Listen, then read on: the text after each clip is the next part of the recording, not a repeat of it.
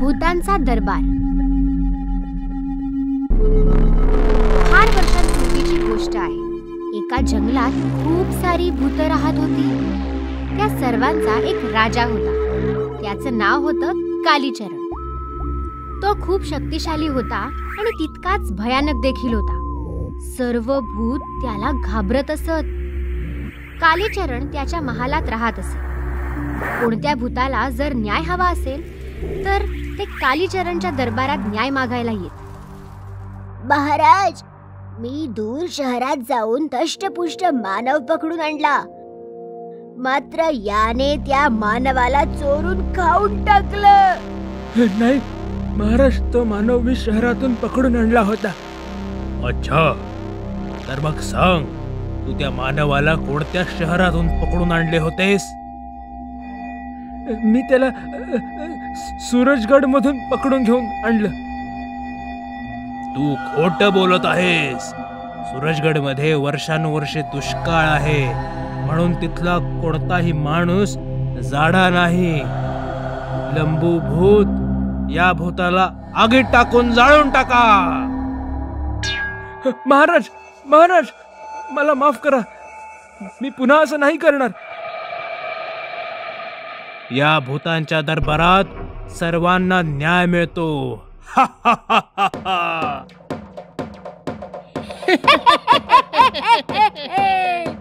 दरबारात बसलेले सर्वजण जोर जोरात हसू लागतात. एक दिवस त्या जंगलातून राजू नावाचा माणूस जात होता. तितक्यात काळ्या आणि लाल अशा दोन भूतांनी त्याला पाहिले. इतका जाडा माणूस, याला तर मीच खाणार. ती दोन्ही भूत उडत उडत राजूकडे जाऊ लागतात आणि दोघंही राजूला पकडतात.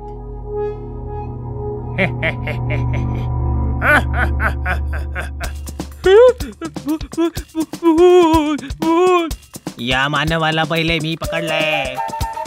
नाही नाही, या मानवाला पहिले मी पकडलंय. अशा तऱ्हेने दोघांमध्ये बाचाबाची सुरू होते आणि मग ते ठरवतात, चल, या मानवाला आपण दरबारात घेऊन जाऊया. ती दोन्ही भूत राजूला घेऊन दरबारात येतात. लाल भूत कालीचरणला घडलेली सगळी घटना सांगतो आणि मग म्हणतो, महाराज, आता तुम्हीच निर्णय घ्या. या माणसाला नक्की कोणी खायचं? हे मानव, तूच सांग, या दोघांपैकी सर्वात आधी तुला कोणी पकडलं? इतकी भूत पाहून राजू घाबरतो आणि मग रडू लागतो.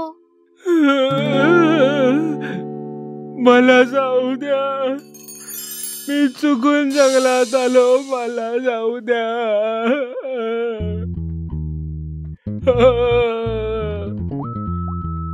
अरे, आधी तू रडणं थांबव.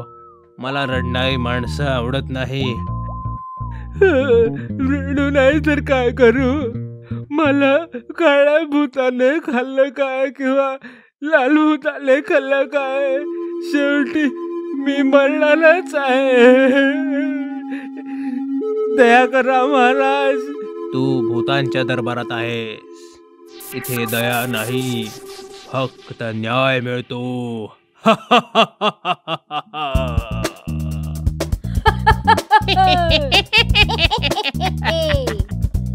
चला, आता ठरवूया की या माणसाला, तुम्हा दोघांपैकी याला कोण खाणार. तुम्ही जेव्हा या माणसाला पाहिलं तेव्हा हा काय करत होता? जेव्हा मी त्याला बघितलं तेव्हा तो पाणी पित होता. जेव्हा मी त्याला बघितलं तेव्हा तो भाकरी खात होता. हे मानवा, आता तूच सांग, तू पहिल्यांदा पाणी प्यायलास की भाकरी खाल्लीस? मी पहिल्यांदा भाकरी खाल्ली. म्हणजे काळ्या भूताने तुला पहिल्यांदा पाहिलं. म्हणजे आता याला मी खाणार.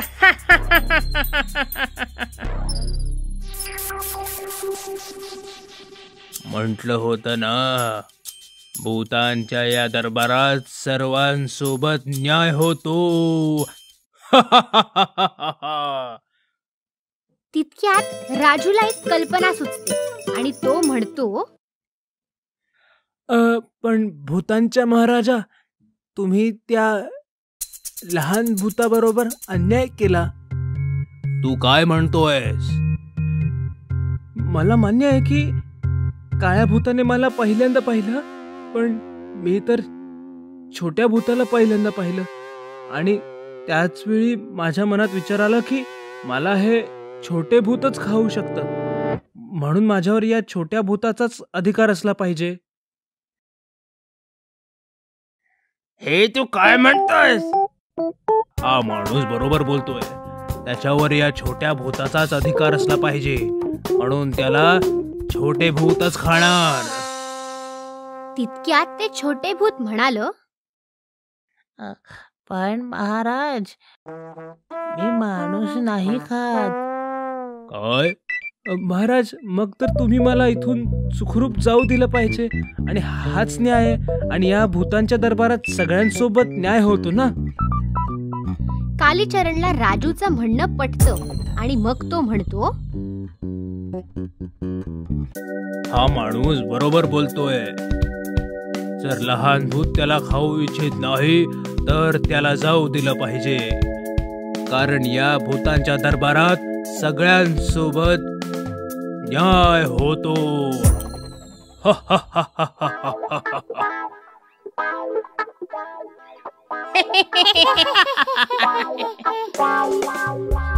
अशा हुशारीने राजू इतक्या भयंकर भूतांमधून सुखरूप बाहेर पडतो आणि काळे आणि लाल भूत अशा तऱ्हेने त्याला पाहतच राहतात. एक शहर होते. त्या शहरात एक आंधळी चेटकीण राहत होती. त्या चेटकिणीचे दोन्ही डोळे गायब झाले होते. तिला काहीच दिसत नव्हतं.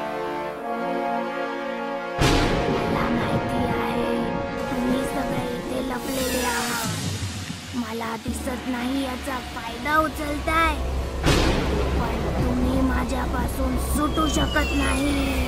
लपून बसलेले लोक ती त्यांच्या दिशेने येत असल्याचे पाहून श्वास रोखून धरतात. थरथर कापायला पळून जाण्याचा प्रयत्न करतात. काही जमिनीवर शांतपणे झोपतात. त्यातल्या एकावर चेटकिणीचा पाय पडतो. ती त्याला पकडायला गेल्यावर तो पळू लागतो. माझ्याशी हुशारी, पण मी या खेळाचा आनंद घेत आहे. मी पाहते तुम्ही किती दूर पळतात. चेटकीण धावणाऱ्या माणसाकडे हात पुढे करते. तिचा हात मोठा होऊ लागतो. तो माणूस हातातून निसटण्याचा प्रयत्न करतो, पण चेटकीण त्याला पकडते आणि स्वतःकडे ओढते. पळून चाललास कुठे? माझ्या तावडीतून सुटून तर दाखव. सोड मला, मला वाचवा, वाचवा. तुला काय हवं आहे?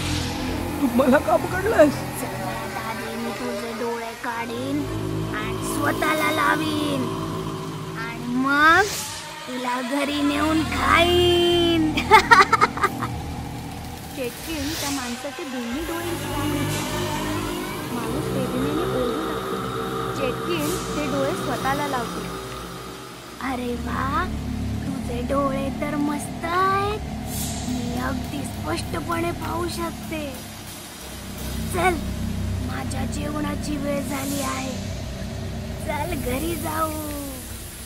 चेटकीण त्या माणसाला पाठीवर घरी घेऊन येते आणि खाऊन टाकते. चेटकीण तिच्या डोळ्यांनी पाहू शकत होती, परंतु एक समस्या होती. तिने लावलेले डोळे 24 तासच काम करायचे. 24 तासांनी डोळे खराब व्हायचे आणि चेटकीण पुन्हा आंधळी व्हायची. मग काय, आंधळी चेटकीण मग बाजारात यायची आणि माणसांचे डोळे फाडून पुन्हा नवीन डोळे लावायची. चेटकिणीची दहशत संपूर्ण मार्केटामध्ये पसरली आणि दुकानदारांनी मार्केट बंद करण्याचा निर्णय घेतला.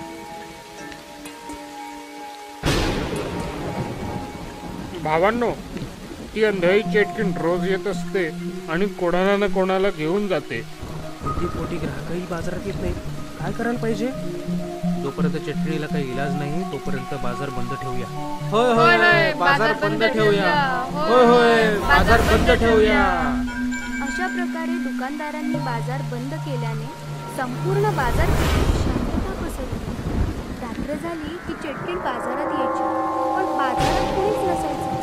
चेटकीण चेटकीण खूप शोधायची, पण ते माणूस सापडायचा नाही. बाजार बंद झाल्यासारखा दिसतोय. आता माझे काय? मला डोळे आणि अन्न कसे मिळणार? ठीक आहे, मी शोधून काढते. कोणीतरी मिळेलच. चालत चालत चेटकीण हॉस्पिटलमध्ये पोहोचते. तिला पाहून सर्व लोक इकडे तिकडे धावू लागतात. चेटकीण डॉक्टरांच्या केबिनमध्ये येते. डॉक्टर थरथर कापायला लागतात. काय हवंय तुम्हाला? मला तुझे डोळे हवे आहेत. असं म्हणत चेटकीण डॉक्टरला पकडते. मला सोड. मी तुला सोडले तर डोळे कसे मिळतील? मी देतो तुला डोळे. मी डोळ्यांचाच डॉक्टर आहे. अरे ठीक आहे, मी रोज येईन.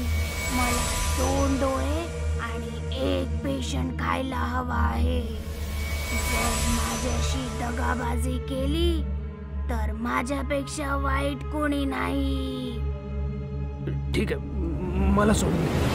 चेटकीण डॉक्टरांना सोडते. डॉक्टर चेटकिणीला 2 डोळे देतात आणि चेटकीण पेशंटला पाठीवर घेऊन निघून जाते. अशा रीतीने चेटकीण रोज डॉक्टरकडे यायची. डॉक्टर पेशंटचे डोळे काढून चेटकिणीला लावायचा आणि पेशंट त्या चेटकिणीच्या हवाली करायचा. एके दिवशी डॉक्टरांचा शास्त्रज्ञ मित्र डॉक्टरांकडे येतो. डॉक्टर, मला मृत्यूनंतर माझे डोळे तुमच्या हॉस्पिटलमध्ये दान करायचे आहेत. त्याची औपचारिकता पूर्ण करण्यासाठी मी इथे आलोय.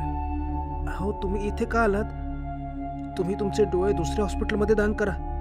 काय झालं डॉक्टर? मी अस्वस्थ दिसताय. डॉक्टर शास्त्रज्ञाला चेटकिणीबद्दल सांगतात. डॉक्टर, काळजी करू नका. मी चेटकिणीसाठी असे डोळे बनवीन की ती पाहतच राहील. मग शास्त्रज्ञ रात्रंदिवस मेहनत करून चेटकिणीचे डोळे बनवतात आणि डोळे घेऊन डॉक्टरकडे येतात. हे घ्या डॉक्टर, हे डोळे चेटकिणीला लावा. हे कोणत्या प्रकारचे डोळे आहेत? हे कृत्रिम डोळे आहेत. त्यात कॅमेरा आहे ज्यामुळे चेटकीण बघू शकेल. यात आणखी एक खास गोष्ट आहे. खास गोष्ट ती काय? मला या डोळ्यांमध्ये एक मायक्रोबॉम्ब बसवता आला आहे, ज्याचा रिमोट माझ्याजवळ आहे.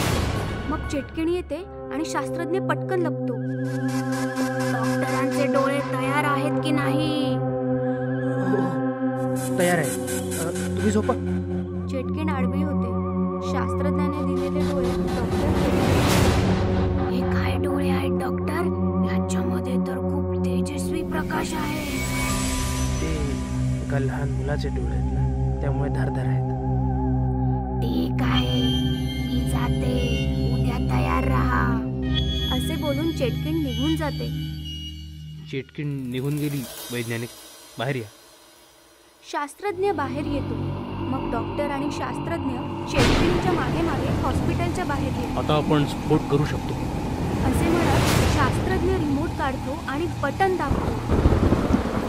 चेटकिणीच्या डोळ्यात टिक टिकचा आवाज येतो. अहो, हा टिकटिकचा आवाज कसला आहे? मग मोठा आवाज येतो आणि चेटकिणीच्या चिंध्या उडतात. शास्त्रज्ञाच्या बुद्धिमत्तेमुळे चेटकीण मरते आणि संपूर्ण शहर चेटकिणीच्या तावडीतून मुक्त होतं. भूतिया आंबेवाला. गरमीचा सीझन म्हणजेच आंब्यांचा सीझन. या सीझनमध्ये आंबे आणि आमरसांचा मजा घेतला जातो. पण हाच आमरसाचा सीझन अमनपूरसाठी खुनाचा सीझन बनला. घडलं काही असं की शहरामध्ये रात्रीच्या समयी एक आंबेवाला घरोघरी फिरायचा. आंबे घ्या, ताजे ताजे मोठे मोठे रसदार आंबे, आंबे घ्या आंबे. आणि जसं कोणी दरवाजा उघडायचं, अहो ताई आंबे घ्या. अरे कसे घेऊ? जरा चव घेऊन बघते. आंबेवाला टोपलीतून एक आंबा उचलून त्याचा रस समोरच्या व्यक्तीच्या हातावर द्यायचा, तर आमरस नाही रक्त यायचं. रक्त? हे काय आहे? काय रे आंबेवाल्या, ही काय थट्टा आहे? आंबेवाला नाही, भूतिया आंबेवाला. असं म्हणताच तो आंबेवाला एक भयानक भूत बनायचा आणि सुरीने समोरच्याचा गळा चिरायचा. शहरामध्ये भूत या आमरसवाल्याने दहशत माजवली होती. आंबेवाल्याच्या दहशतीमुळे अख्खं शहर भयभीत झालं होतं. एका तांत्रिकाची मदत घेतली. मी खूप प्रयत्न केले, पण तो भूत या आंबेवाला वशमध्ये येत नाहीये. जर त्याच्यापासून वाचायचं असेल तर आंबे खाणं सोडून द्या. आंबे विकत घेऊ नका. बाबा, आम्ही त्याच्याकडे नाही जात. तो स्वतःहून आमच्याकडे यायचा. त्याचा पण एक इलाज आहे माझ्याकडे. असं म्हणताच त्या तांत्रिकाने घराच्या एका भिंतीवर काही लिहिलं. आंबेवाले आंबे नका आणू. हे काय आहे बाबा? हाच मंत्र आहे त्याच्यापासून वाचायचा.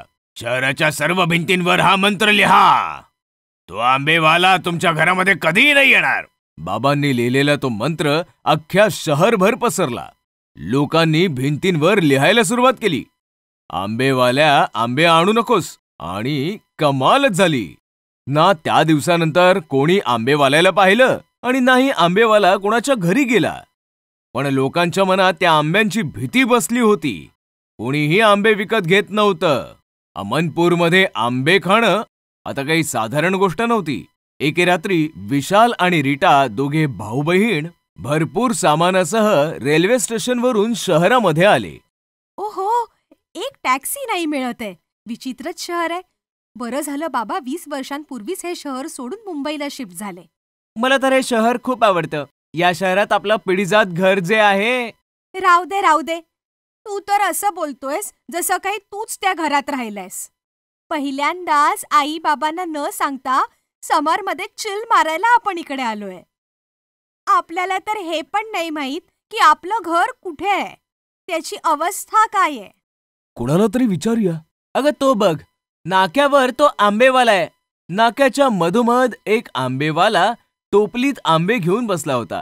दोघे जण त्या आंबेवाल्याच्या दिशेने चालू लागले की तेवढ्यात त्यांची नजर भिंतीवर पडली. आंबेवाल्या, आंबे आणू नकोस. अरे, हे काय लिहिलंय सगळ्या भिंतींवर? हे पण त्या आंबेवाल्यालाच विचारूया ना. चल. दोघेही आंबेवाल्याच्या दिशेने गेले. आंबेवाला हताश बसला होता. दादा, हे गल्ली नंबर 14 आणि घर नंबर 7 कुठे? आंबेवाल्याने एका खुणेने एका गल्लीच्या दिशेने इशारा केला. थँक्स हा दादा. दादा, सगळ्या भिंतींवर ही विचित्र अशी स्लोगन का लिहिली आहे? आंबेवाले आंबे आणू नका, हेच ना? मॅडम, तुमचा विश्वास नाही बसणार. हा भूताप्रेताचा मामला आहे. भूत प्रेत? ऐको ना बाबा. अहो, आम्हाला ऐकायचंय. ही गोष्ट 20 वर्षांपूर्वीची आहे. शहरामध्ये एक गरीब आंबेवाला घरोघरी जाऊन आंबे विकायचा. एके रात्री त्याने एका घराची बेल वाजवली. साहेब, आंबे घ्या ना. नकोयत मला. साहेब, घ्या ना. गरीब माणूस आहे साहेब. अच्छा, चाखून बघू दे मला. साहेब, आता रस चाकतो तुम्हाला. रस नाही, आंबे कापून खायला घाल. आंबेवाल्याने एक आंबा कापून खायला घातला. साहेब, कसा आहे? मजा नाही आली मला. अजून खायला घाल. आंबेवाल्याने अजून एक आंबा खायला घातला. त्या माणसाने पुन्हा तोंड वेंगाळलं. असं करता करता आंबेवाल्याने टोपलीतील सर्व आंबे खायला घातले. मजा नाही आली मला. पळ इकडून. साहेब, पैसे तरी द्या मला. टोपली रिकामी झाली माझी. अरे, कसले पैसे देऊ तुला? चल निघ.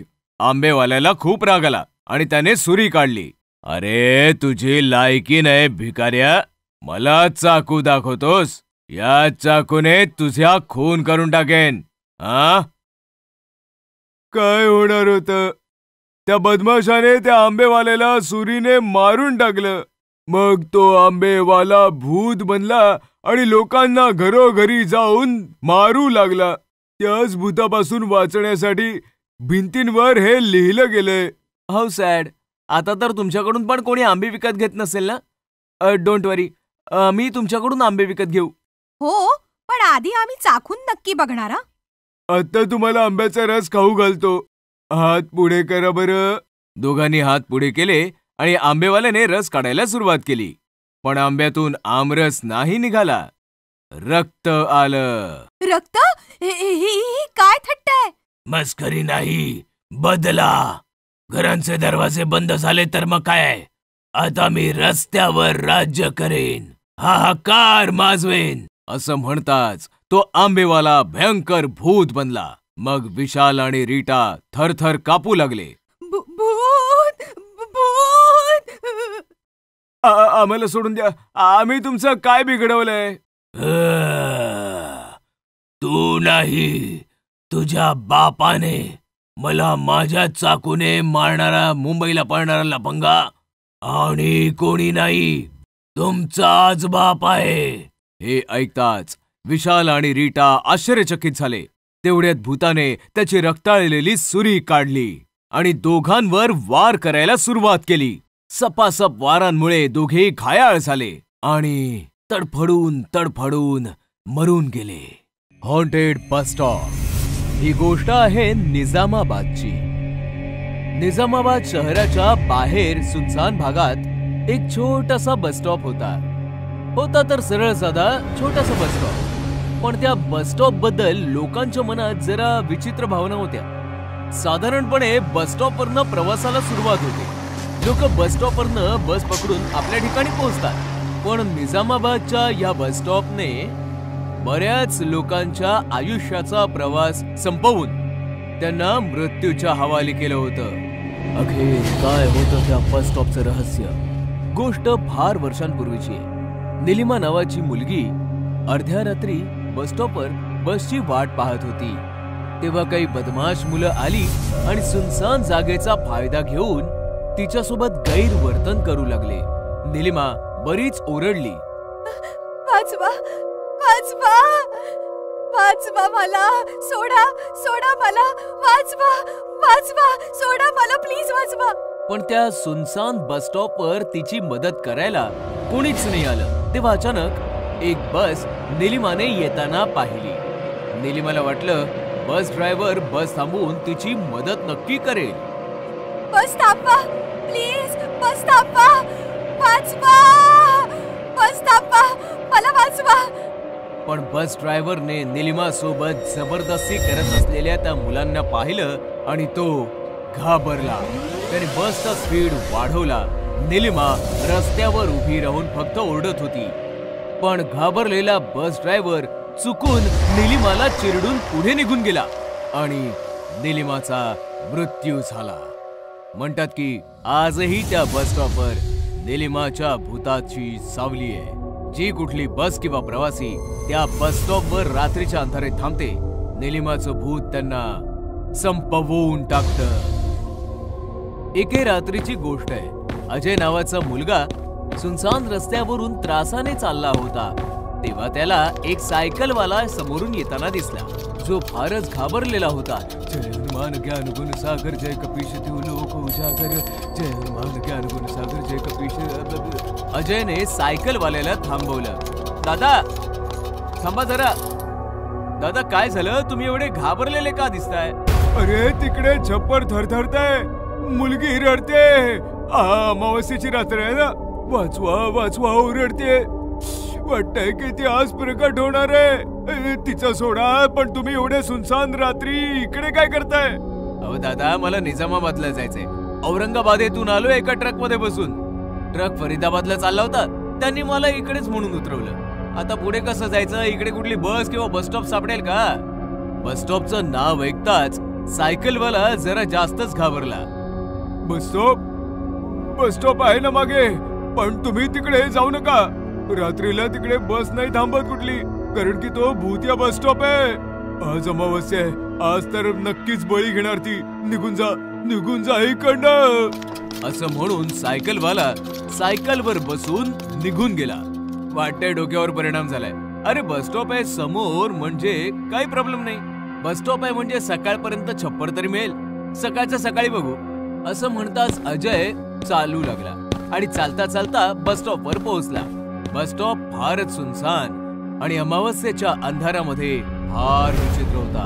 अजय बस स्टॉपवर जाऊन उभा राहिला की अचानक बस स्टॉपचं लागलं आणि सोबतच कुणाच्या तरी भयानकपणे ओरडण्याचे आवाज ऐकू येऊ लागले.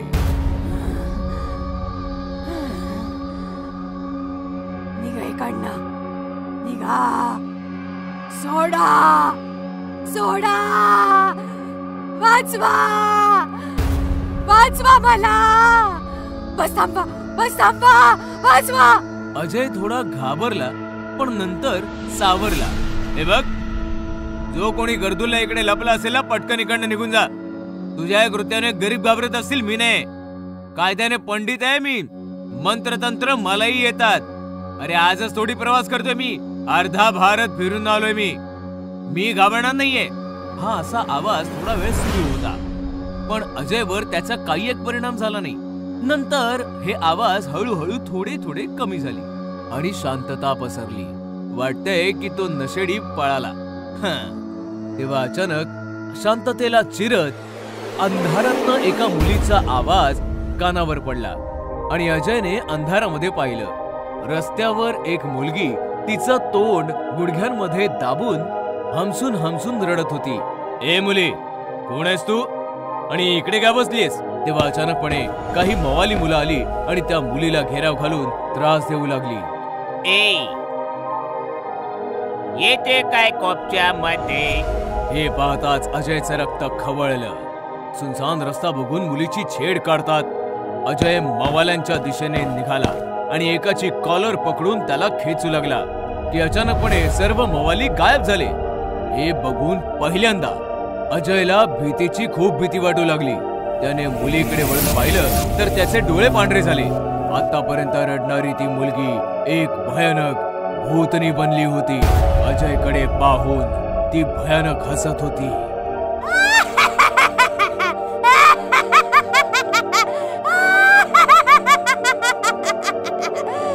काय झालं पंडित, घाबरलास? घाबरत तर मी कोणालाही नाही, पण ही काय मस्करी आहे? कशाला घाबरतेस इतरांना? माझं नाव निलिमा आहे. अमावस्येच्या रात्री काही वर्षांपूर्वी माझा इथे मृत्यू झाला होता. मृत्यू. निलिमाने अजयला सगळी कहाणी सांगितली. अजय ही खूप इमोशनल झाला. खूप वाईट झालं तुझ्यासोबत. जग फार वाईट आहे, पण तू आता सुधार ना. लोकांना नको त्रास देऊस. निघून जा आता. मी एकटी कशी काय जाऊ? म्हणजे ग? मला तू आवडलास पंडित. तू इतरांसारखा नाहीयेस. चल चल माझ्या बरोबर. आपण दोघं एकत्र राहूया. हे ऐकताच अजय थरथर कापू लागला. वेडी झाली का? तू भूत आहेस आणि मी जिवंत माणूस आहे. मी तुला घेऊन जाणारच माझ्या जगात. मी तुझ्यावर प्रेम करायला लागले. प्रेम. पण मला यायचं नसेल तर मग? हे ऐकताच निलिमा हसत हसत म्हणाली, तर मग जाळून टाक मला. जाळून टाक मला. तू पंडित आहेस. मंत्र मार. मंत्रतंत्र मारू शकतोस तू. जाळून टाक. हे ऐकून अजय घाबरून म्हणाला, हे बघ, मी पंडित नक्कीच आहे, पण मला मंत्रतंत्र वगैरे येत नाहीत. माझी आई, मी फक्त माझा धाक दाखवायला म्हणालो होतो. तू इमानदार आहेस ना, म्हणून मी तुला खरं सांगितलं. हे ऐकताच एकदम निलिमाचा ॲटिट्यूड बदलला आणि ती अजून जास्त भयानक बनली. मला फक्त हेच जाणून घ्यायचं होतं. खोटारड्या, नीच. आज अमावस्येचा बळी तर घेणारच मी. तू जेव्हा मंत्रतंत्राचं बोललास तेव्हा मी घाबरले होते, पण आता मला तुझ्यापासून काहीच धोका नाही. निलिमा जोर जोरात ओरडू लागली आणि सोबतच तिची नख आणि दात देखील वाढू लागले. तिने अजयची मान पकडली आणि त्याच्यामध्ये तिचे टोकदार दात घुसवले. सोड मला. वाचवा, वाचवा. पण निलिमा कुठे थांबणार होती? ती अजयचं सगळं रक्त प्यायली आणि त्याला मारून टाकलं.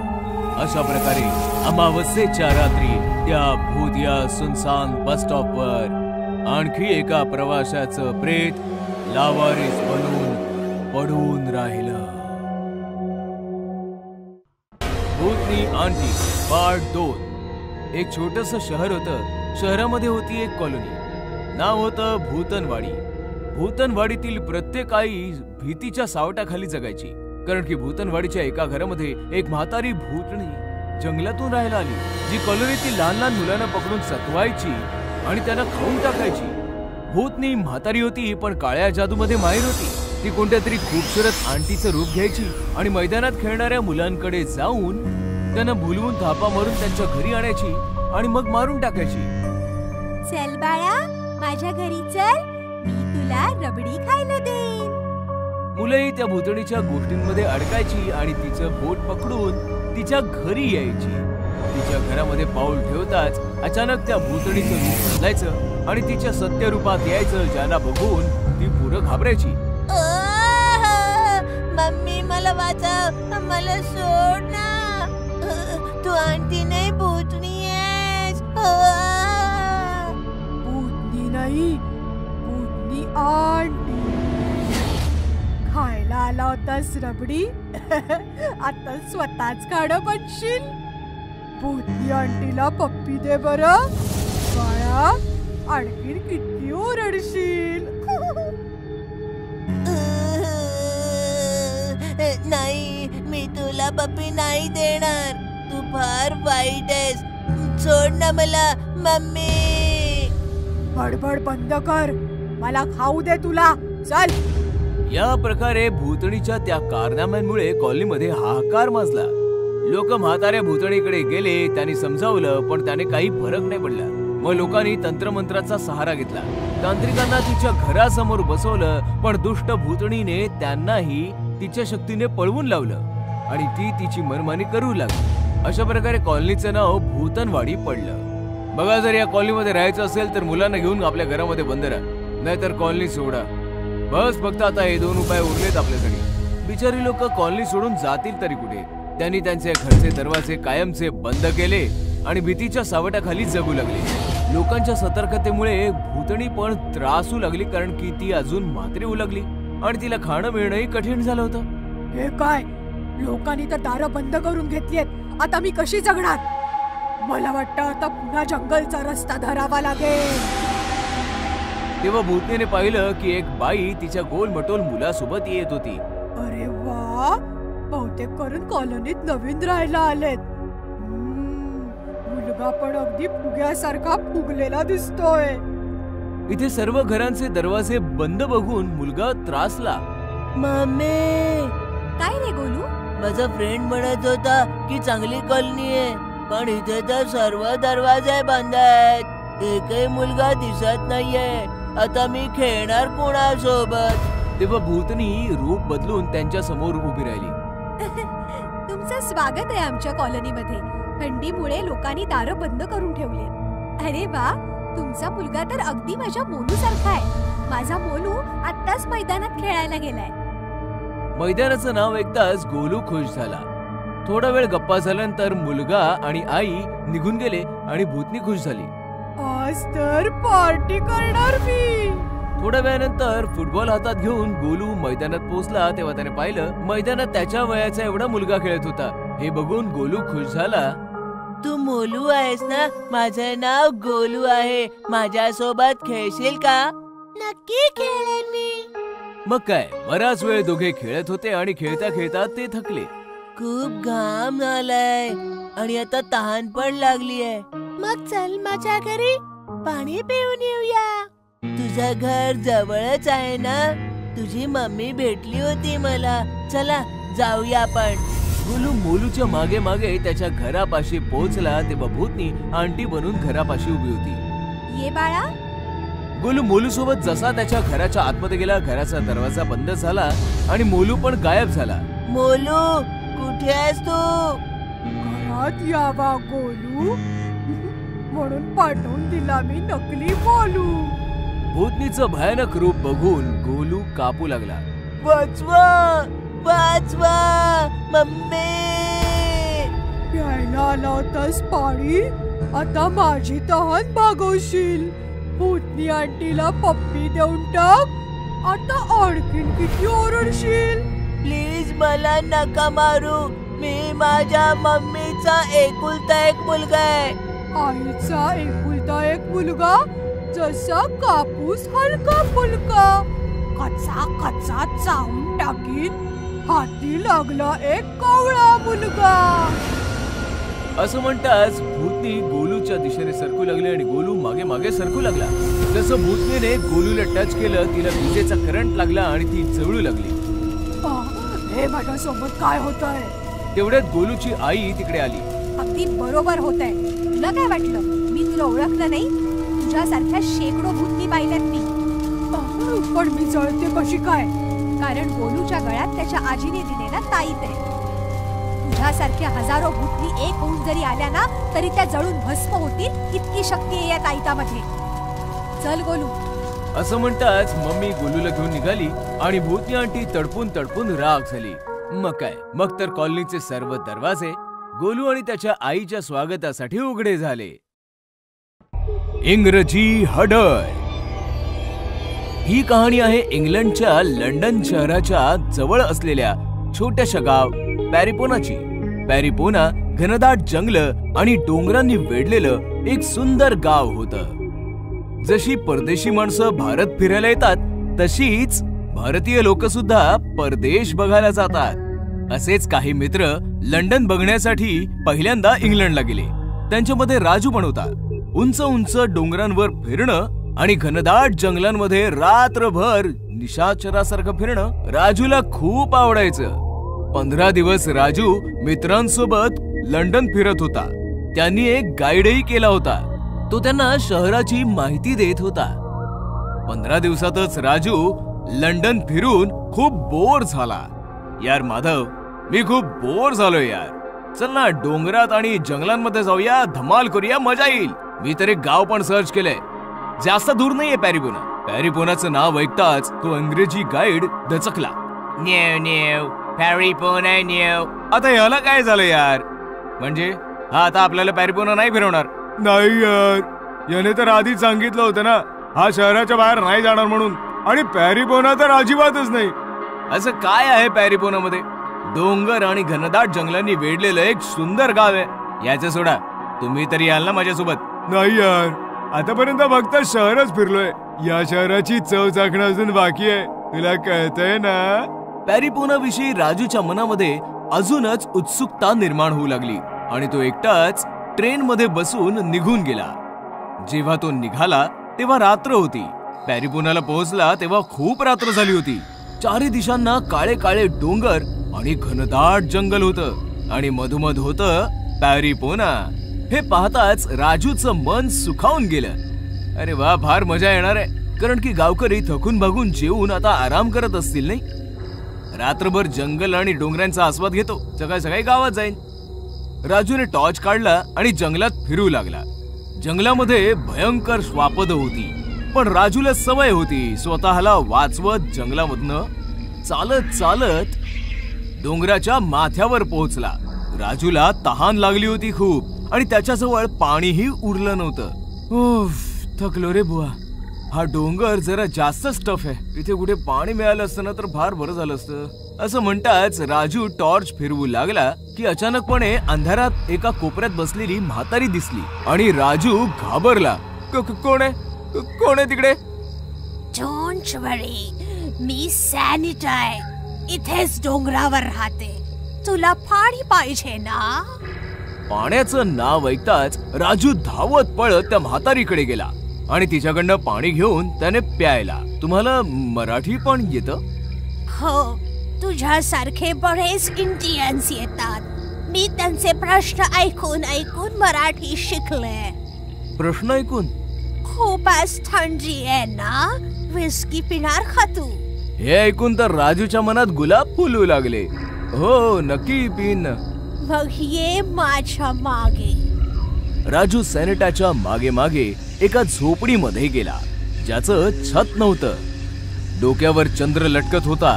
अजबच झोपडी आहे ही. तेव्हा राजूची नजर लाकडाच्या पिंपावर गेली.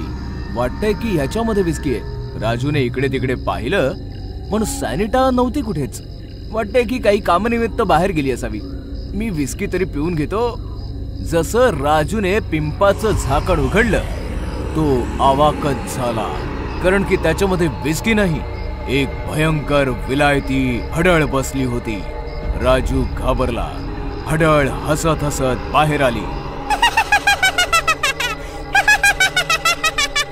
सॅनिटा, सॅनिटा. अरे मीडिया, मीच तर सॅनिटा आहे. तुला फसवून इकडे घेऊन आले. पण असं का?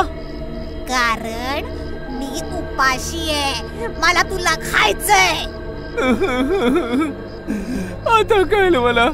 गाईड पॅरीपोनाला यायचं का नाही म्हणत होता. प्लीज मला सोड, मला सोड ना. नक्कीच तुला सुटायची संधी मी नक्कीच देईन. तू मला एक प्रश्न विचार. मी जर बरोबर उत्तर दिलं तर तू मरशील. मला उत्तर नाही आलं तर मी जळून जाईन आणि तू वाचशील. विचार, किती कठीण प्रश्न विचारायचा आहे तो विचार. पण एक लक्षात ठेव, प्रश्न एकच विचारायचाय. राजू कोंडीत सापडला. त्याला कळत नव्हतं की कोणता प्रश्न विचारला जावा जो सर्वात कठीण असेल आणि ज्याचं उत्तर त्या हडळीला येत नसावं. अरे देवा, कुठे अडकलोय मी ह्या. अशा कठीण प्रसंगी सोपं काम पण कठीण होऊन जातं आणि हिने तर प्रसंगच अजून कठीण केलाय. म्हणजे कठीण प्रश्नाचं उत्तर देणं हिच्यासाठी सोपं आहे. राजू संकटात सापडलाय हे बघून ती हडळ जोर जोरात हसू लागली. तिच्या जोर जोराच्या हसण्याच्या आवाजाने ते डोंगरही थरथर कापू लागले, ज्यामुळे तेही थरथरू लागले. काय झालं? प्रश्नाचं उत्तर नाही, प्रश्न विचारायला सांगितलाय. तो सुद्धा सगळ्यात कठीण प्रश्न, जो तुझा जीव वाचवू शकेल. चेहरा तर असा केलाय जसं काही मीच तुला एखादा प्रश्न विचारलाय. विचार तर करू दे. कर कर, पटकन विचार कर. मला खूप भूक लागलीये. भूक तर मला पण लागलीये, पण माझा जीव वाचला तर मी खाईन ना. विचार कर राजू, लवकर विचार कर.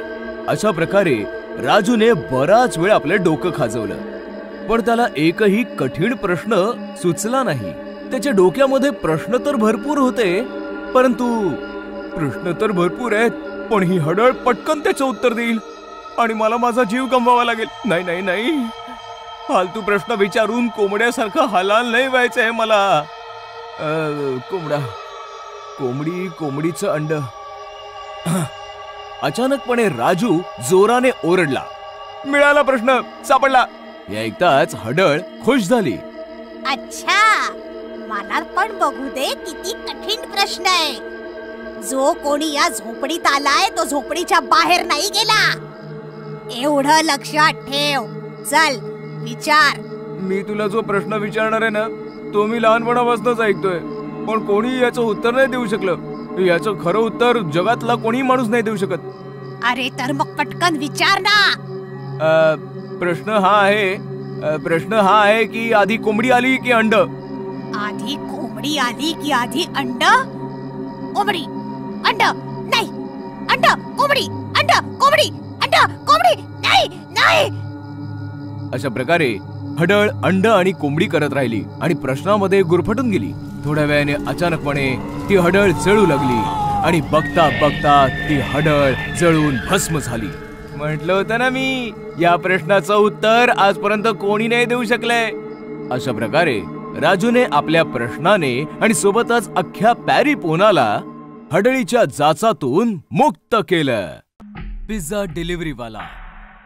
जगात कित्येक प्रकारची माणसं आहेत.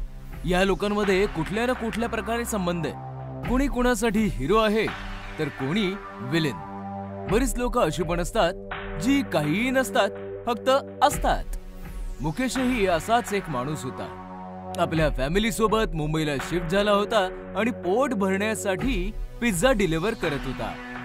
मुकेश फार भोळा भाबडा आणि गरीब होता. स्वतःचं काम इमानदारीने करायचा आणि याच कारणासाठी मुंबईमध्ये त्याची प्रगती होणं कठीणच होतं. एवढं काम करतो, पार्सल वेळेवर पोहोचवतो, तरी पण पगार वाढवण्याचं काही नावच नाही. पेमेंट भोड्यासारखं पळून पार्सल वेळेवर पोहोचवलं नाही वाढत. त्याच्यासाठी 5 स्टार खेचावे लागतात बेटा. कस्टमर डिलिव्हरी बॉय साठी जेवढे स्टार्स देतो तेवढेच त्याची व्हॅल्यू वाढते. तू आहेस एकतर अशिक्षित, कस्टमर सोबत नीट बोलत पण नाहीस, कस्टमर काय घंटा स्टार देईल तुला? ही मुंबई आहे बॉस, त्यांना पटवावं लागतं. मुकेश बिचारा विचारात गडला. असं असेल तर मी 5 स्टार नक्कीच घेईन. मग काय, त्या दिवसानंतर मुकेश ज्याही कस्टमरला पिझ्झा डिलिव्हरी करायला जायचा. चल पिझ्झा दे, पेमेंट ऑनलाईन केलेलं आहे. चल फुट, नुसतं बघत काय उभा राहिलेस? चल. मॅडम 5 स्टार देऊन टाका ना प्लीज. स्टार मागतोयस की भीक? माझी मर्जी. चल फुट. मॅडम मी तुमच्या पाया पडतो, प्लीज 5 स्टार द्या ना. असं म्हणून मुकेशने त्या बाईचे पाय पकडले. अरे सोड, काय करतोयस? तेवढ्यात त्या बाईचा नवरा आला. अगे काय झालं? अहो बघा ना, जोर जबरदस्ती करतोय हा. मुकेशला जबरदस्त मारला गेला आणि त्याला पळून लावलं. मुकेश कोणीही नव्हता, पण फॅमिलीसाठी तो हिरो होता. बाबा, उद्या फी भरायला तुम्ही शाळेत येणार ना? मुकेशच्या अडचणी वाढतच गेल्या आणि मुकेशला विलन बनावं लागलं. अरे 5 स्टार असेच नाही मिळत. एका वेळेला तर 5 स्टारच्या चक्कर मध्ये एका मुलीला मी कानफडत लागवली होती. बस चुकीचं मार्गदर्शन मिळत गेलं आणि बघता बघताच मुकेश एक मानसिक रोगी आणि भयानक विलन बनत गेला. हे घ्या पैसे. मॅडम ते 5 स्टार. हो हो, देईन देईन, जा. नाही, माझ्या समोरच द्या. अरे हा काय मूर्खपणा आहे? चल निघ इथून. देतेस की नाही? तू असं नाही ऐकणार. सिक्युरिटी. पण मुलगी अजून आरडाओरडा करेल त्या आधीच मुकेशने तिचा गळा आवळून तिला मारून टाकलं. 5 स्टार नाही तर मग जगण्याचा अधिकार नाही. अशा प्रकारे पिझ्झा पोहोचवता पोहोचवता मुकेशने बऱ्याच लोकांना स्मशानात पोहोचवलं. पण एके दिवशी अघटित घडलं. 5 स्टारच्या नादामध्ये मुकेश एका बाईचा गळा आवळत होता आणि तेवढ्यात त्या बाईचा नवरा आला जो पोलिसात होता. त्याने गन काढली आणि मुकेशचा एन्काउंटर केला. मध्ये बरीच वर्ष गेली.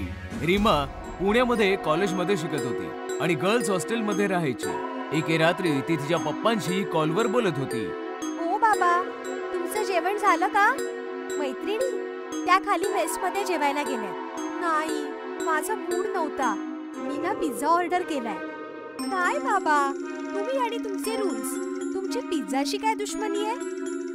ते जाऊ दे, तुम्ही मला भेटायला केव्हा येणार बाबा? तुम्ही आणि तुमची ड्युटी. तेवढ्यात अचानक डोरबेल वाजली. बाबा बाय, डिलिव्हरी बॉय आला बहुतेक. रीमाने दरवाजा उघडला, पार्सल घेतलं.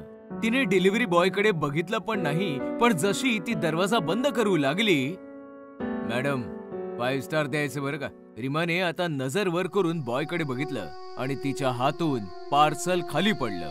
ती जोरात किंचाळली आणि ती बेशुद्ध होऊन खाली जमिनीवर पडली. कारण की तिच्या समोर दुसरं तिसरं कोणी नाही, मुकेशचं भयंकर भूत उभं होतं. I am back. रीमाला हॉस्पिटलमध्ये भरती केलं गेलं होतं. ती शुद्धीवर यायचं नावच घेत नव्हती. डॉक्टर काय झालं? हे बघा, ती शुद्धीवर यायचं नावच घेत नाहीये. कळत नाहीये असं का बरं? डोंट वरी, होतं असं बऱ्याच केसेस मध्ये. मला रीमाला मुंबईला शिफ्ट करायचंय. तेव्हा नर्स पळत पळत आली. रीमा शुद्धीवर आली. रीमा आता पूर्णपणे नॉर्मल होती. तिचे बाबा तिला तिच्या घरी मुंबईला घेऊन आले. रीमा आता नॉर्मल होती, पण बोलतही नव्हती किंवा काही खातही नव्हती. बाळा, असं काय बघितलंस तू? निदान बोल तरी. बोलायचं नाही तर कमीत कमी जेवून तरी घे ना. अहो ऐकलत का? मला काही नाही माहित. तिला पिझ्झा आवडतो ना, मग पिझ्झाच मागवा. तुम्ही ऑर्डर करा बस. थोड्या वेळाने डोरबेल वाजली.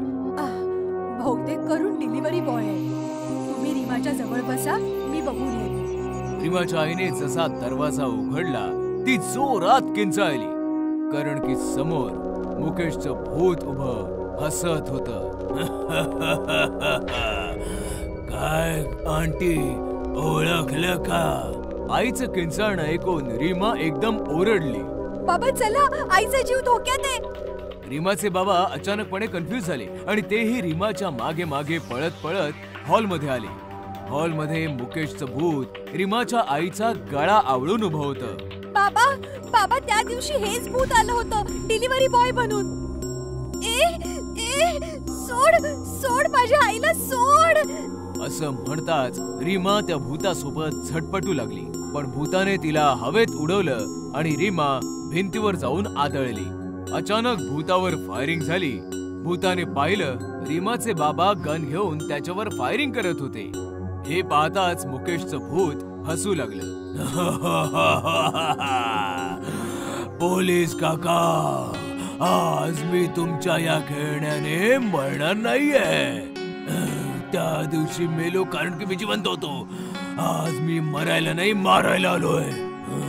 माझा एन्काउंटर करून माझ्या फॅमिलीला अनाथ करणार आहे. नो, आज मी सोडणार नाही. तुमची पण फॅमिली तबाह करून टाकेन. प्लीज, मी हात जोडतो, माझ्या फॅमिलीला सोड रे. मी पण असेच हात जोडले होते तुझ्या बायको समोर. 5 स्टार मागितले होते, पण तिने नाही म्हटलं आणि बदला घ्यायचा होता, तर मध्ये तू आलास आणि मला मारून टाकलं. मारावं लागलं कारण की तो निर्दोषांना मारत होतास. अच्छा, मग आज तुम्हा सर्वांना मरावं लागेल. असं म्हणताच मुकेशच्या भूताने रीमा, तिचे बाबा आणि आई तिघांना खूप त्रास दिला आणि मग गळा आवळून तडफडवून तिघांना गळा दाबून मारला. म्हणतात की मुकेश आजही मुंबईमध्ये डिलिव्हरी बॉय म्हणून फिरतो. जे 5 स्टार नाही दे त्यांना मारून बर्बाद करतो. भूत या सेल्समॅन. ही गोष्ट आहे कानपूरची. कानपूर शहराच्या बाहेरच्या जागेत 2 वर्षांपूर्वी मानसरोवर हाऊसिंग सोसायटी उभी झाली होती. राघव आणि ललिताचं नवं लग्न होऊन त्यांनी त्यांचा फ्लॅट मानसरोवर सोसायटीमध्ये बुक केला. दोघेही सोसायटीमध्ये राहायला आले तर सोसायटी बघितल्यावर ललिता खुश झाली. खूपच सुरक्षित आणि सुंदर सोसायटी आहे. हो, तू वर जा, मला चेअरमन साहेबांनी बोलवले. राघव चेअरमनला भेटला तर चेअरमन म्हणाले, सोसायटीमध्ये तुमचं स्वागत आहे. तुम्हाला पूर्ण सिक्युरिटी मिळेल. फक्त एका गोष्टीची काळजी घ्या. कोणती गोष्ट? कोणताही सेल्समॅन आला तर चुकूनही दरवाजा उघडू नका. चेअरमनचं म्हणणं ऐकताच राघव रागावला आणि वर त्याच्या रूम मध्ये आल्यावर ललिताला म्हणाला, का सेल्समनचं काही आयुष्य नसतं? एका सेल्समॅनच्या प्रगतीचे सर्व रस्ते बंद दरवाजाच्या इकडे येऊन बंद होतात. तुला सेल्समन्स विषयी इतकी आपुलकी काय? ललिताचं म्हणणं ऐकताच राघव गप्प बसला. दुसऱ्या दिवशी सकाळी राघव तयार होऊन ऑफिसला निघून गेला. ललिता दरवाजा बंद करून आंघोळीसाठी निघाली तर अचानक तिला आठवलं, अरे शॅम्पू तर आणलाच नाही, आता आंघोळ कशी करू? तेवढ्यात डोरबेल वाजली. ललिताने दरवाजाच्या पीप होल मधून पाहिलं तर बाहेर सेल्समॅन उभा होता. हा, याच्याकडे शॅम्पू नक्की असेल. ललिताने दरवाजा उघडला तर सेल्समॅन बडबड करू लागला. गुड मॉर्निंग मॅम, मी विकास ब्युटी टोनर कंपनी मधनं आलोय. सेल्समॅन सुरू झाला तर ललिता हैराण झाली. अरे स्टॉप इट, मला फक्त एक शॅम्पू हवाय. ललिताने सेल्समॅन कडनं शॅम्पू खरेदी केला आणि सेल्समॅन निघून गेला. दुसऱ्या दिवशी ललिता झोपेतनं जागी होऊन हॉलमध्ये आली तर तिने पाहिलं राघव सोफ्यावर बसला आहे. ललिताने मागणे येऊन राघवला मिठी मारली. डार्लिंग, लवकर जाणार होतास ना? गेला का नाहीस? अचानकपणे ललिताला काहीतरी जाणवलं. झटक्यात ती मागे गेली. कोण आहेस तू?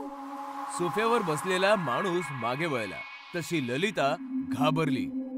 तो राघव नाही, सेल्समॅन होता. तू पाठीमागून राघव सारखा दिसतोस. तू आत कसा आलास? नक्कीच राघवने दरवाजा उघडा ठेवलाय. दरवाजा तर बंद होता. तर मग तू आत कसा आलास? जो दरवाजा एकदा माझ्यासाठी उघडला जातो तो पुन्हा बंद नाही होत. सेल्समॅन जोरजोरात हसू लागला आणि हसता हसता एका भयंकर भूतात परिवर्तित झाला. भूताला समोर पाहताच ललिता जोरात किंचाळली. काय हवंय तुला? बोल, काय हवंय तुला? बोल. बदला. या सोसायटीने माझा जीव घेतलाय. आता मी हिला बर्बाद करेन. एक एक करून सगळ्यांना मारून टाकेन.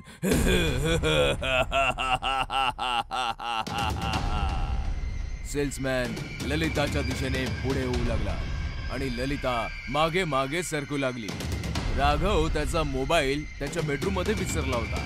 मोबाईल घेण्यासाठी तो परत त्याच्या फ्लॅट समोर आला आणि चावीने दरवाजा उघडू लागला, पण दरवाजा उघडलाच नाही. हा उघडत का नाही बरं? अचानक आतून आवाज आला ओरडण्याचा आणि राघव घाबरला. ललिता, काय झालं? दरवाजा उघड. राघव दरवाजा ठोठावत होता आणि आत भूताने ललिताला गॅलरीतून खाली लटकवलं होतं.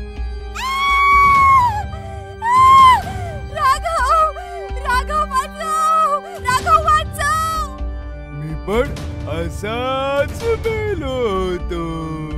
आता तू पण अशीच. राघव दरवाजा ठोठावत होता तेवढ्यात चेअरमन तिकडे पोहोचले. जोवर तुझी बायको जिवंत आहे तो दरवाजा उघडणार नाही. सेल्समॅन साठी दरवाजा उघडून ललिताने चूक केलीये. पण तो असं का करतोय? ही गोष्ट 2 वर्षांपूर्वीची आहे, जेव्हा ही सोसायटी नवीन तयार झाली होती. एक सेल्समॅन इकडे सोसायटीत आला तेव्हा मी त्याला थांबवलं. अरे, तू आतमध्ये कसा आलास?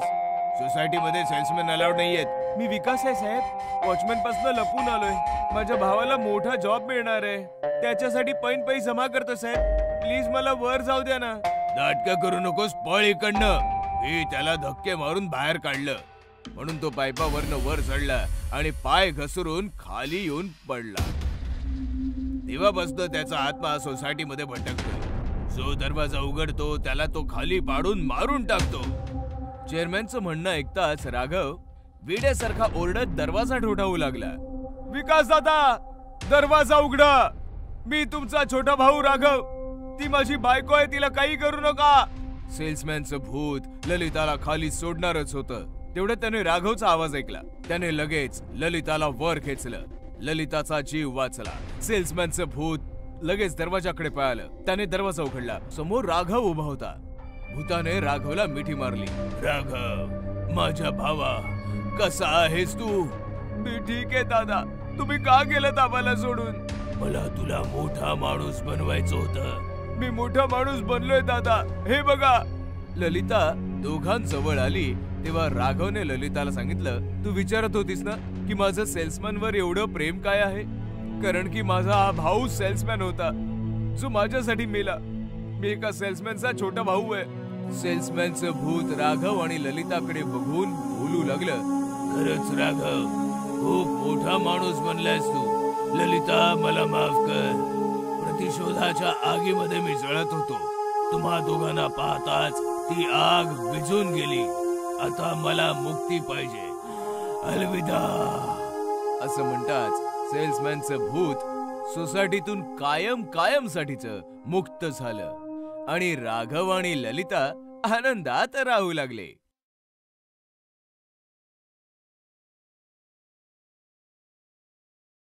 देवाशिष त्याची बायको जेनी सोबत US मध्ये राहायचा. त्याचे आई वडील नव्हते, फक्त आजोबा होते जे पुण्यामध्ये राहायचे. देवाशिष वर्षातनं एकदा जेनीला घेऊन आजोबांना भेटायला यायचा. एके दिवशी देवाशिषला इंडियातनं कॉल आला आणि देवाशिष लगेच जेनी सोबत इंडियात आला. दोघे पुण्याला आजोबांकडे पोहोचले तर दरवाजात लोकांची खूप गर्दी होती. पोलीसही होते. मृत्यू 15 दिवसांपूर्वीच झालाय. एकटेच होते ना, त्यामुळे कोणाचं लक्ष नाही केलं. वास येऊ लागला तेव्हा शेजाऱ्यांनी कंप्लेंट केली. देवाशिष आणि जेनी आतमध्ये आले आणि प्रेताला बिलगून रडू लागले. आजोबा, हे काय झालं? माझ्या सोबत आला असता तर हे असं घडलं नसतं. का इथे राहण्याचा हट्ट केला तुम्ही का?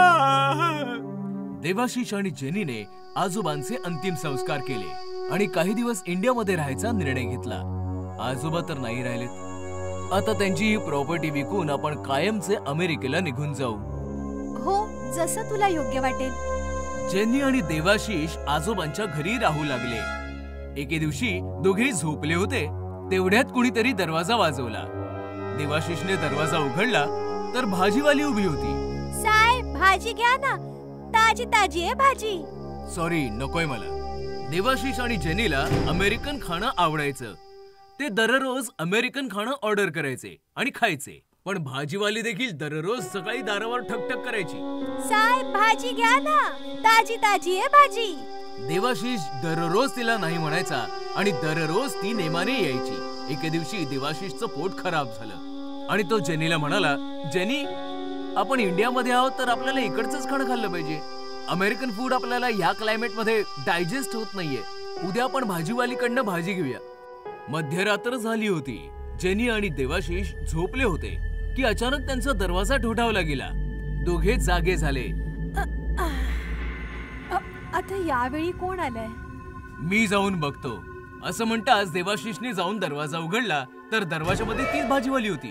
तू तर सकाळी येतेस ना, आता रात्री पण येणं सुरू केलंस? ही काय वेळ आहे का यायची? देवाशिष ओरडला. तेवढ्यात जेनी तिकडे आली आणि ती पण भाजीवालीला पाहून चकित झाली. तुम्हाला भाजी घ्यायची होती, मग भाजी घेऊन आले. ठीक आहे, आणि इकडे. देवाशिषने भाजीची टोपली घेतली आणि जेनीला दिली. ही आत ठेवून दे आणि येताना पैसे पण घेऊन ये. जेनी टोपली घेऊन आतमध्ये आली आणि तिने झाकण उघडलं आणि ते पाहताच तिचा थरकाप उडाला. टोपलीमध्ये भाज्या नाही, हाडं होती. ती पटकन देवाशिषच्या दिशेने पळाली. इथे देवाशिष भाजीवाली सोबत गप्पा मारत होता. अगं, तुला कसं माहिती आम्हाला भाजी पाहिजे म्हणून? कारण मी माणूस नाही, भूत आहे. अचानक भाजीवाली भयानक भूत बनली. देवाशिषचे डोळे पांढरे झाले. पळत पळत जेनी आली आणि तिने भाजीवालीचं रूप पाहिलं. ते पाहताच ती मूर्छित झाली. जेनी, सांभाळ स्वतःला. देवाशिषने जेनीला सांभाळलं आणि दरवाजा लावला. भाजीवाली भूतणी हसत हसत गायब झाली. जेनीला घेऊन देवाशिष थरथरत आत आला. त्याने जेनीला सोफ्यावर बसवलं. जेनी, घाबरू नकोस, मी पाणी आणतो हा. देवाशिष पाणी घेण्यासाठी किचन मध्ये आला आणि तिकडचं दृश्य पाहून तिकडेच हबकला. भाजीच्या टोपलीवर एका तरुण मुलीचं भूत रडत होतं. देवाशिषला पाहताच त्या मुलीचं भूत रडत रडत देवाशिषकडे येऊ लागलं. देवाशिष ओरडला, जेनी पळ, इकडे धोका आहे. असं म्हणत देवाशिष हॉलमध्ये पळाला तर सोफ्यावर जेनी नव्हती. जेनी, कुठे आहेस तू? तेवढ्यात देवाशिषला एका रूम मधून ओरडण्याचा आवाज आला. देवाशिष थरथरतच त्या रूमच्या दिशेने गेला. तेव्हा त्याने पाहिलं, भाजीवालीचं भूत जेनीकडनं जमीन खोदून घेत होतं. खोद खोद, आणखीन खोल खोद. अचानकपणे देवाशिषला मागून कोणीतरी धक्का दिला. तो रूम मध्ये आला. त्याने मागे वळून पाहिलं तर मागे तरुण मुलीचं भूत उभं होतं. आलास काय तू? तू पण खोद. तुम्ही दोघी कोण आहात? आम्ही तुमचं काय बिघडवलंय? आधी खोदा तर खरं, सगळं काही समजेल. देवाशिष आणि जेनी रडत रडत रूम खोदू लागले. खोलवर खोदल्यानंतर 2 सापळे बाहेर आले. ते सापळे पाहिल्यावर दोघेही घाबरले. हे सापळे कोणाचे आहेत? इकडे कसे आले? हा सापळा माझा आहे आणि हा सापळा माझ्या मुलीचा. आम्ही मेलेलो, आम्हाला मारून इथे पुरून टाकलं. मारून टाकलं होतं तुझ्या आजोबांनी. खोटं, हे सगळं खोटं आहे. खोटं वाटत असेल तर माझ्या या मुलीला विचार, जी रडत बसलीये. माझी मुलगी तुझ्या आजोबांकडे भाजी विकायला आली होती. तेव्हा त्याने तिच्या बरोबर जबरदस्ती केली आणि मी जेव्हा तिला वाचवायला आले तेव्हा त्याने माझ्या सोबत पण जबरदस्ती केली आणि आम्हाला मारून इथे पुरून टाकलं.